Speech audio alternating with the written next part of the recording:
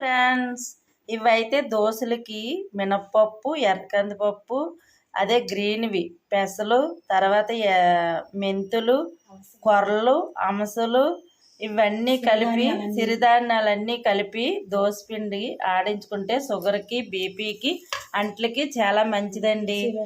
మిక్సీలో వేస్తాను చూడండి, ఆడుతాను. రాగిలంటే తెలుసు కదా, సోలు. ఆ సోలు మొత్తం అన్నీ కలిపేసి దోశలకి వేస్తున్నాం. మీరు కూడా ట్రై చేయండి. అందరూ కూడా ఇలాగే ట్రై చేసి శుభ్రంగా మిక్సీలో పెట్టుకొని రోజును మార్నింగ్ నెగ్గాన దోశలు వేసుకోండి. ఓ 2-3 తినండి. సరిపడినంత వాటర్, కొంచెం వాటర్ వేసాము, మిక్సీ పెడుతున్నాం చూడండి. అవి మీరు తింటే ఆరోగ్యానికి చాలా మంచిది. తినండి.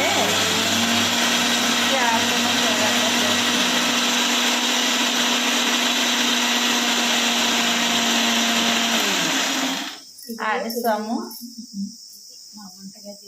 ఇది మా వంటగది ఎలా ఉంది బాగా చూడండి. నచ్చితే మంచి కామెంట్ చేయండి. ఏదో అలా అలా సర్దుకున్నాము. మీ అంత కాదు, రుబ్బుల తర్వాత అది మళ్ళీ చూపిస్తాము. Okay friends, bye. దాగుంది, కుక్కర్ పెట్టాము, ఎగ్ ఇందులో ఉడకబెట్టి దానికి రోజును 2 పెడతాం అన్నమాట. Okay friends, bye.